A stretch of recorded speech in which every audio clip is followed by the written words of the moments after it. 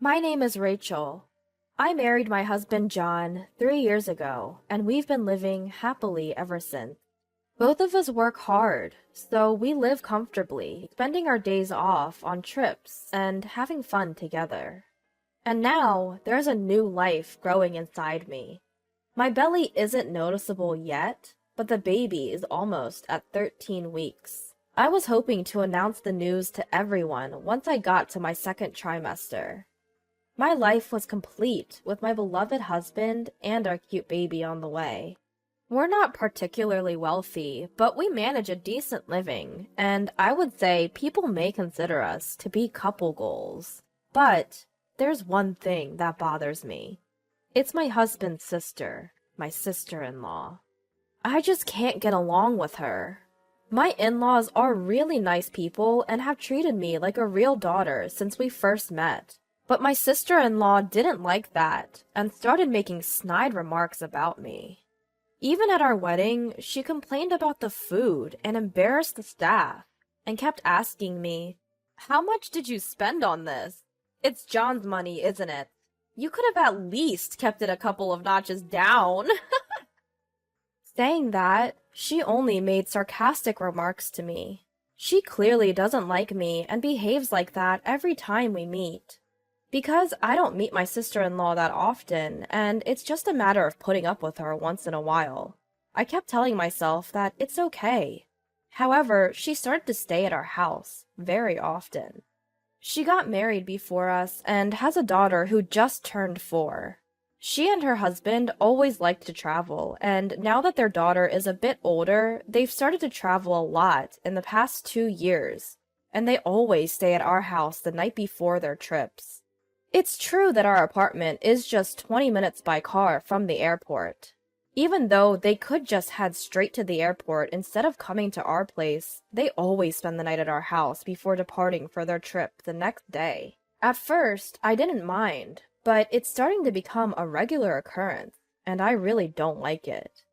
My sister-in-law's family always shows up unannounced, ringing up our intercom. "Hey Rachel, we're here!"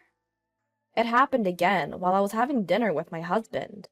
In a hurry, I asked John, "Did you know they were coming today?" He shook his head in response. "Hey Rachel, open up!"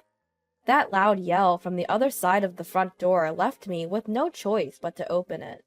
"Oh, we haven't had dinner yet. Can you fix something?" With that, she sat down at the seat where I had been sitting just a moment ago. Beside her, my sister-in-law's husband and their daughter took their seats. There's no "excuse us for intruding," no "sorry for the sudden visit," not even "can we have something to eat?" Nothing at all. They just come over as if it's their own place, hang around, and treat me like their housekeeper. I really hated that. Despite my feelings, I cooked and entertained my sister-in-law's family, only to be told, "Rachel, isn't the food a bit bland today? Could you pass me the salt?" And with that, she made another request without even trying to get it herself. I've asked John a few times to help me out, but he just says, "I'm tired from work," and just drinks beer with my sister-in-law's husband. Normally, I have no complaints about my husband, but I hate it when he does this. My sister-in-law's family eats dinner with us, drinks, and makes a huge mess without even offering to clean up. One day, unable to bear it anymore, I said to John, "Can you ask your sister to refrain from coming so abruptly? It's difficult for me to prepare food in a rush and clean up after their mess." But John just said, "But it's not like they're here every day. They only come over sometimes, before a trip, right? Don't be so mean." And so he dismissed me. Even after that, I pleaded him several times, but he never listened. During those days of feeling helpless, I found out I was pregnant. John was very happy about my pregnancy and even accompanied me to the hospital. He helped carry the groceries. We read parenting books together. But still, he never says anything to his sister and her family. Just the other day, knowing very well that I've been unable to carry on with my regular day due to morning sickness, My sister and her family are coming over today, he casually told me. Wait, what? I can barely function right now. I can't cook a full meal. And honestly, it's much better for me to just lie down. When I said that, he responded with a smile. You don't have to force yourself. We have beer. Just prepare some snacks. My husband, grinning as he said this. I can't just lay down while his sister and her family are here. Why can't he understand that? Even if it's just snacks, we don't usually keep ready-to-eat meals at home, so I have no choice but to prepare something, however simple it may be. He should be able to figure that out if he gave it some thought. After that, I tried several times to negotiate with my husband to decline their visit, but all he said was, My sister's already on their way here. It's too late now. He would just say that. I had no choice but to prepare some snacks while not feeling well and went to bed early. But in the end, I was woken up by my sister-in-law's loud voices and couldn't sleep at all. And I have to go to work tomorrow. I thought about this, but in this situation, I couldn't even tell my husband to be quiet, so I endured it somehow. The next day, it seemed like my sister-in-law's family was leaving early for their trip, so they started preparing around 4 a.m. Their loud voices and bustling activity woke me up involuntarily. Then they came into my room uninvited and said, Sorry, Rachel, could you give us a ride to the station? They even went so far as to ask that. But I'm still in my pajamas, and I haven't even put on my makeup. I have work today. You can prepare when you come back. We came by train and we'll be late if we wait for the bus. Please, hurry up. Being talked to like that, I got really mad. I went to wake up my husband and said, John, can you please drive your sister? But all he did was moan and refuse to get up. No matter how much I shook him or called his name, he stubbornly refused to wake up. Seeing this, my sister-in-law, unable to bear it, said, Rachel, hurry up! We're going to miss our flight! And she started yelling at me. I had no choice but to drive my sister-in-law to the airport, and when I got home, my husband had already left for work. There were dishes from what seemed to be his own breakfast left in the sink, and I thought he didn't prepare anything for me, and I felt sad.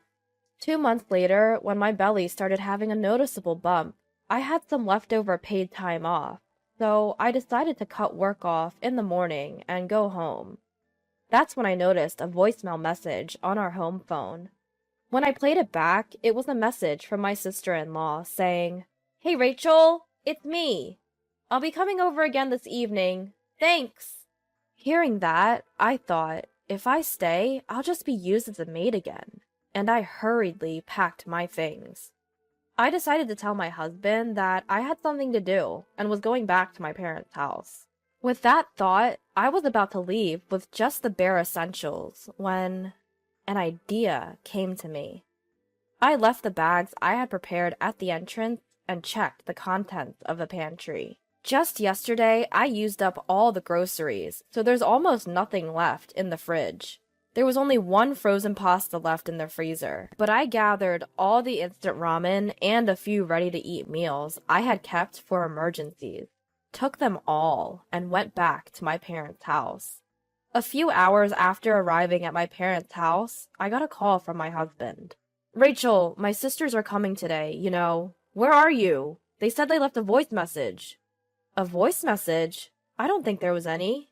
Plus, I got called back to my parents' house because I have things to do. I'm staying overnight and I'll be back tomorrow. Upon hearing this, my husband's mood turned sour. So, what am I supposed to do about dinner? My sisters are coming and there's nothing in the fridge. He started to panic, but it was none of my business. Why don't you discuss it with your sisters? Oh, my dad's calling me. Gotta go. Hey! Wait! Rachel! Ignoring my husband, I hung up the phone and set it to silent mode. Actually, there was no truth to being called back home. But if I had stayed at our house, I would have had to put up with the same unpleasant experiences, as always. I couldn't bear to stay at home thinking that, so I had to leave. That day, I ate the meal my mother had cooked for the first time in a long time, got a good night's sleep, and the next day I went shopping with my parents for children's clothes. When I remembered to check my phone, There were multiple calls and messages from my husband. Among them were messages blaming me for the hard time he had. I was incredibly upset and angry. Then I sent an email to my husband. "I'll be bringing my parents back with me tonight. I think we'll get there in the evening. Could you please clean up the room? Oh, and Dad said he wants to have a drink with you, so please prepare some snacks." Then I put my phone away and enjoyed the precious time with my parents. Around 7 p.m., I arrived home with my parents. My husband looked noticeably thinner, even though I hadn't seen him in just one day. The house was not completely cleaned up, and there was garbage scattered in places. "Good to see you, Mom and Dad. I'm sorry, my sisters came yesterday, and the room is a mess," he said apologetically to my parents. "Don't worry, you didn't expect us to come." My parents calmed him down, saying this. I made some quick snacks with my mom and served them to my husband and Dad.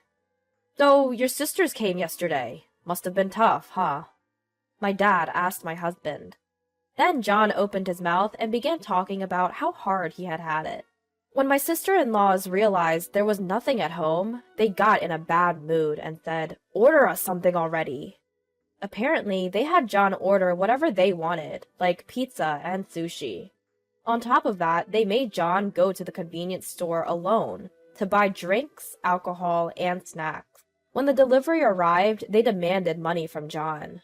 He told me he spent about $180 just yesterday. My sister-in-law's kids are still small, so it can't be helped, but she always makes a mess after eating. However, neither my sister-in-law nor her husband say anything. I had pointed it out before, but they said, "Can you not interfere with our stuff?" Ever since then, I haven't said a word. John had never done any preparation or cleaning whenever the sister-in-laws came over, which is why experiencing this firsthand, what I always do, finally made him realize how hard it was. He told my dad, "I even had to take care of my sister's kid and give her a bath. I also had to prepare their beds. I was really exhausted." When John was talking to my dad like that, he seemed really small. My dad just listened to John's story silently. When John finished talking, he asked, "It sounds tough. I heard from Rachel as well that your sisters visit quite often. Is that right?" In which John replied, "On the other hand, yes, that's right. I've always left it all to Rachel, so I didn't realize how hard it was. I've decided to firmly refuse them from now on." And then he turned to me and said, "Rachel, I am really sorry. I didn't realize it was this hard. I'll definitely say no to my sisters." My dad just smiled warmly, looking at me, and I subtly gestured to my dad, trying not to let John notice. Yes, this was all part of the plan. I had talked to my parents about my sister-in-laws when I went back home. My dad suggested that I should go and put John in the same position. As a result, John understood how hard I've been having it and had him promise to firmly say no to his sister's visit. Everything was going as I had planned, though I secretly pumped my fist in joy. The next day, John contacted my sister-in-law and said, "Sis, I'm sorry, but please stop coming over to our place. It's too much for us to have you over, and we've had a hard time." He said that and refused to have her family over in the future. My sister-in-law and her husband were angry and kept coming over, but John never opened the door. Furthermore, John said, "I'm sure my sisters won't give up and will keep coming." He suggested moving. With our baby on the way, we decided to move to a larger apartment. Of course, we're keeping this a secret from my sister-in-law and her husband.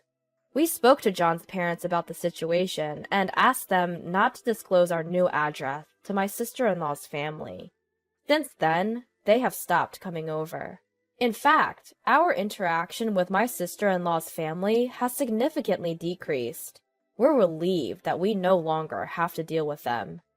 A few months later, we were blessed with a daughter, and now we're living happily. During major holidays like Christmas and Thanksgiving, we do visit John's parents, which means we meet my sister-in-law's family, but we never reveal our address. no matter how much they ask. They've thrown fits and demanded our address multiple times, but John's parents scolded my sister-in-law for this behavior, so she stopped asking. I guess this is the right distance to keep. We've settled into this arrangement and have moved on with our lives. John has become more proactive in doing household chores and childcare ever since that incident. Even though he's working, he is supportive and involved in our daughter's upbringing. That incident must have had a real impact on him. In a way, I feel a bit grateful to sister-in-law's family for sparking this change in John, but I'm keeping that thought to myself. For now, I plan to have John help out a lot more with housework and childcare.